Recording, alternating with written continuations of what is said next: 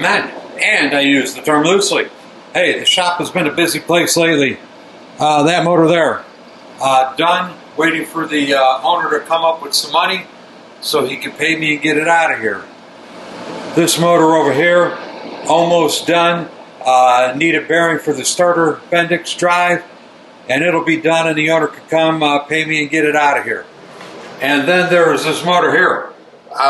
Recall the shorts video I did, Bad Enough. Men, parts removed from 58XLH. The usual. Ooh, that's not quite usual. Is that bad enough for you? Well then, how about this? Is that bad enough for you? No. Well then, how about this? This is that motor.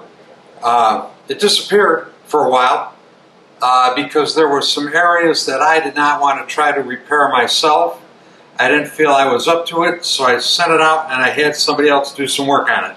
We'll look at that work, and hopefully in another 2 or 3 days this motor will be lined up right behind the other ones. It looks like they got this area between the bushing and the pinion shaft boss where it was cracked. It looks like they got that pretty good. I could only assume that he must have gouged it from, inside and welded it in through here to get penetration down to this piece of steel. It looks like they maybe went over the weld that went up through this way and patched up. Anyway, this looks pretty good. This thing is not going to be beat on when it's driven. It should be just fine. This is one of the best, other than this, one of the best cases I've seen. There's very little damage. I mean, there were 3 or 4 other little cracks that they welded up. And of course, he painted it with that oil-proof enamel they use to prevent oil, to prevent oil from seeping into the metal and the crappy porosity. So the next thing we're going to do is I'm going to take this out to the bead blaster and just kind of go over it to even up the finish on the outside.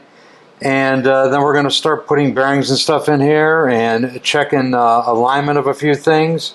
And hopefully this will be good to go in another 3 or 4 hours. All right, so let's put this 58 back together again.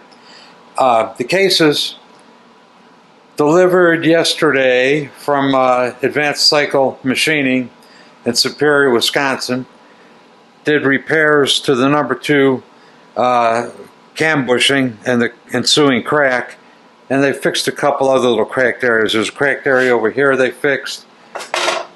This was cracked down and through here. They re-welded it, fixed the threads, machined it. They did a nice job. I'm happy with it. But anyway, these have been gone for pretty near 3 months. In the 3 months that I've been waiting for these to come back, I bored the cylinders, I did the valve job, I assembled and trued the flywheels, checked all the parts I wanted to use in the oil pump, checked all the parts I wanted to use in the transmission, generally got all the other little bullshit stuff done. Well, not like truing flywheels, this little bullshit stuff, but it's all stuff that needs to be done before you could put it together. But anyway, cases are done, so now we need to insert bearing races here and here, fit bearings, and try the flywheels and see if they fit. The first thing I'm going to do is to assemble some pinion bearings in the cage and see if the race fits over it or not. And I'm doing this just to get an idea of how much honing I'm going to have to do, or actually how much lapping I'm going to have to do on this race to get the bearings to fit. So we're going to grease up some bearings and we'll give it a try and see what happens.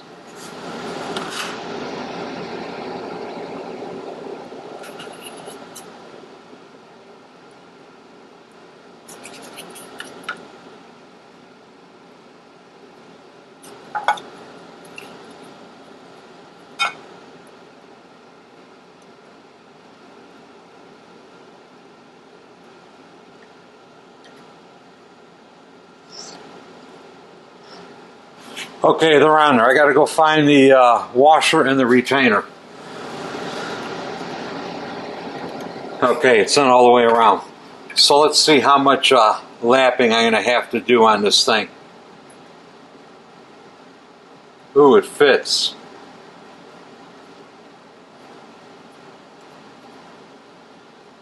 It's a little tight. Well, it's not really tight. It's just, it needs a little bit. It needs some clearance in there. And you guys have often heard me say how the pinion race hits the lock plate. And here you go. You can't see this when it's together, but you could see it now.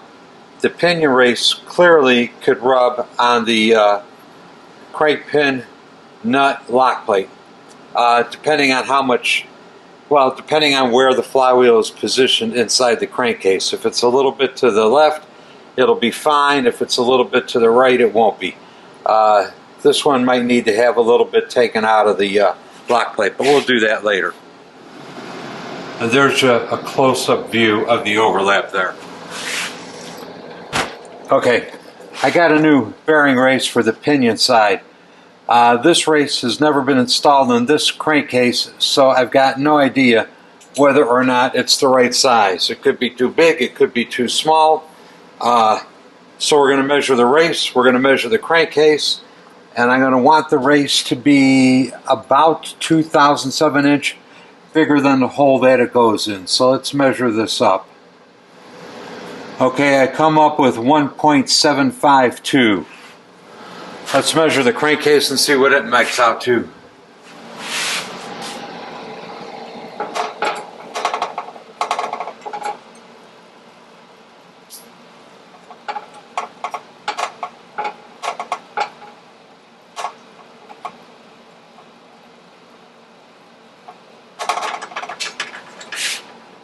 Alright, so let's measure the snap gauge and see what the case dimension came out to.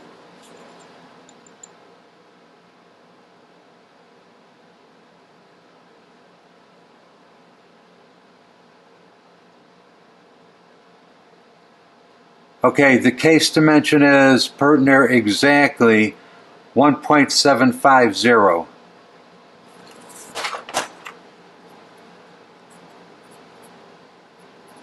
And that gives us a 002 interference fit. That should be just about perfect. Alright, I decided I didn't want to beat on the case, so I put it in the oven.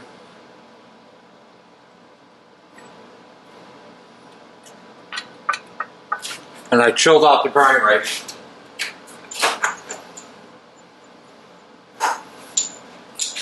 Hopefully it'll pop right together without much force.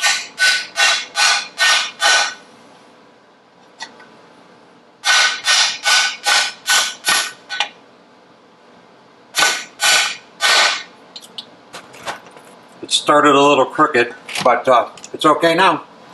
We'll let that cool off, and we'll get the Timken ready to install.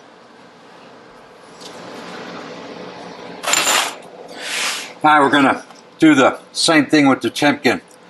This bearing has never been installed in that crankcase. I'm just going to double check the dimensions just in case. Okay, that one comes out to be 1.9. Let's see, 2550. 969. Let's measure the case and see how big the hole in the case is.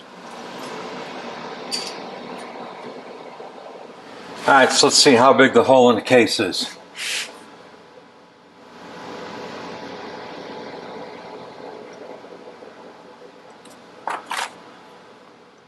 Okay, the hole in the case is 1.968.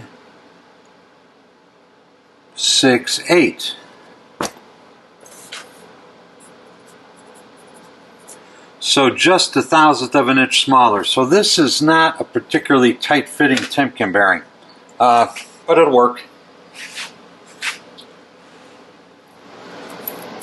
Okay, the left case is in the oven cooking. We're going to heat it up, chill this out, hopefully drop the two things together. This is one of those copy Timken bearings. It's my understanding that Timken is no longer making the match set. I think you could buy the bearings and the race separately, but then you'd end up making your own spacer, unless you're a guy like me who's saved every spacer from every bearing he's taken apart. But anyway, this is the match set, the copy match set, and we're going to put it together. And I have just this little tool that I made out of old sprocket shaft, and essentially what you do is you bolt it up in the sprocket shaft, so it ends up being the same as if you were tightening, the big nut down. And a proper test, you probably want to torque it to 100 foot-pounds, but I think this will be just fine. As long as you could spin this and there's no excessive play in it, your clearance is good. I mean, I could rig this up and put a dial indicator on it. And this one is really a pretty snug one. I really don't feel any play, but there's got to be some because the bearing spins. This is probably in the neighborhood of a thousandth of an inch or thereabouts. But anyway, yeah, you could definitely feel it, though. You could definitely feel it. But anyway, better safe than sorry. You don't want to find out that your spacer is not fat enough after you put the engine together and you tighten the big nut down and you can't rotate the flywheels. That's not the time. When everything is done, it's best to figure it out ahead of time, and you could always put a fatter spacer in there or make a fatter spacer. But anyway, this one's good to go. All right, usual drill. Crankcase just came out of the oven. Bearing race just came out of the freezer.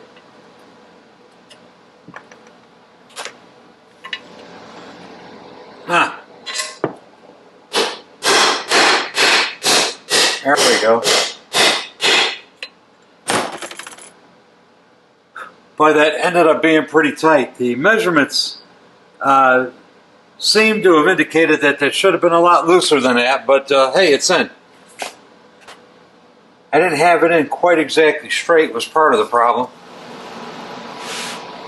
One of the other things you need to do before you put the crankcases together is make sure the cams fit and rotate. If they don't fit and they don't rotate, you may have to do something with the bushings, either on the motor side or the cam cover side, to line them up or ream them or whatever. So this particular owner gave me literally probably 25 cams, and they ranged from not too bad to basically lumps of rust.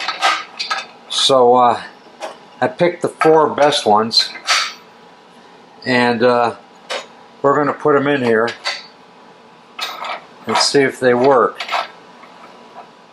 Of course, the first test is to make sure they spin.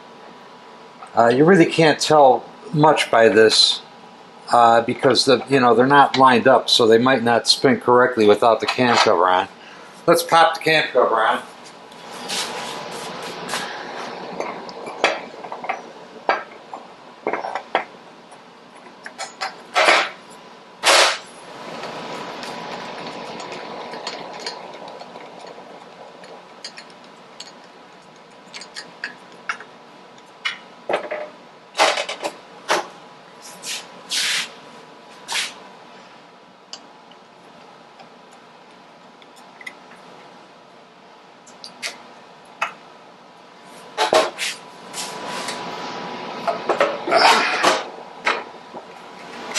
You want to make sure the cams have end play in them.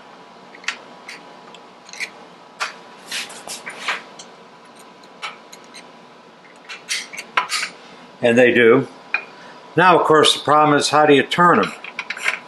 Well, I could reach in through the generator drive gear.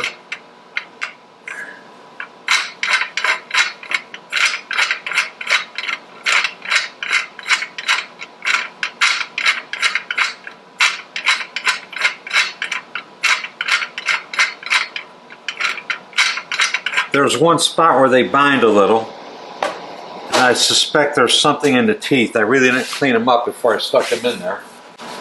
And I've got my dummy pinion shaft.